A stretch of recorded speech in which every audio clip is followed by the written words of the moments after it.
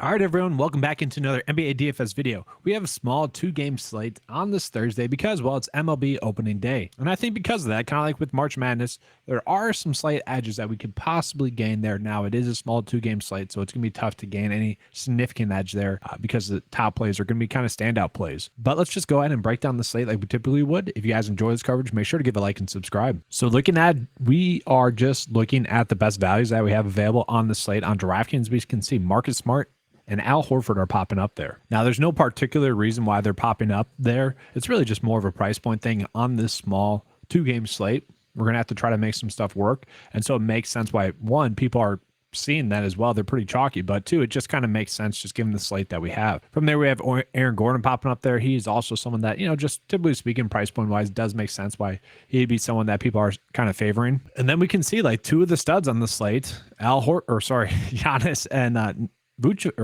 Jokic, are really popping up there as well as like strong value price point plays. That tells you kind of the nature of the slate is that maybe we do try to pay for two studs. That'd be kind of a unique way as well, because then we're going to have to pay down for some value price point plays. And as it sits right now, guys, Chris Middleton currently a game time decision. I kind of expect him to play, and Jokic is a game time decision as well. If he sits, then obviously we're just loading up on a bunch of Denver players, Jamal Murray, Michael Porter, and Aaron Gordon. Let's look at the best FanDuel values here. We got Drew Holiday popping up in there, coming in off of his 50 DraftKings point night. And now DraftKings really bumped him up after that good game. And it's just a good game against the Pacers. It was a good matchup. I would say on FanDuel, it does make sense to still kind of continue to roll with him. And I would say on FanDuel, probably still a little bit too cheap there as well. We see Aaron Gordon popping up there again. And then just the same players. I will say Jamal Murray on FanDuel is going to be a pretty appealing play. And then for what it's worth, let's just check out the OF index. We see Jokic, we see Giannis, we see Tatum, we see Ingram. So nothing too crazy. Let's find the best kind of price point play.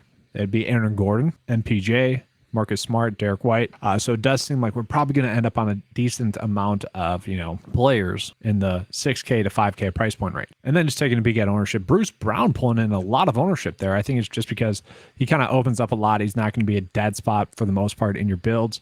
I guess that makes sense. Probably a little bit overowned on FanDuel. So let's just go ahead and try to give you guys a first look build here. So really the biggest question I have on the slate is Giannis going to play? It's the back end of a back-to-back. He had sat out a couple games here and there. So, I guess it wouldn't be too shocking to see him, potentially just sit on the back end of a back-to-back for rest. But, I'm mostly expecting him to play. So if we are expecting him to play, I do think we can get away with paying up for him. And if we do, I think we play him in the power forward spot. Then Jokic as well. If he plays against the Pelicans, I think we have a good chance to be, maybe potentially getting 130 DraftKings points, fantasy points between these two. And then from there, we are probably forced into trying to find some value. Maybe Josh Richardson at 3.9 would be someone that we're looking at, mostly just because we don't want to get a zero. Can he give us 15 DraftKings points, FanDuel points? I mean, maybe, right? Like that's just the nature of a small two-game slate. We're not going to have that many great plays, so maybe we just try to get lucky. And then we could also kind of have that same logic with maybe potentially someone like Joe Ingles, who he's been playing about 20 minutes. We can see last game just had a terrible night shooting, or last game against Detroit had a terrible night shooting, didn't play against the Pacers. And so maybe we do get some random inactives. Maybe because of that, he gets a little bit more run if Chris Middleton's out. And then I do think price point wise, it does make sense to get some exposure to someone like Bruce Brown as well. You can play him at the point guard or small forward spot. And just going through it, I don't think we'll be able to fit Giannis and Jokic into a build. Kind of go figure, given the nature of the slate. So going to get off of Giannis here. Looking at power forward, we did see Aaron Gordon popping up as a good play, so I'm fine rostering him. We could also go Al Horford, who is another kind of value price point play, just given the nature of the slate. I'm fine with that. That works. And then because of that, I don't mind going Jaylen Brown, just because I do think we want to pay up for one of the studs. I do think that Milwaukee will be able to stop one of the two.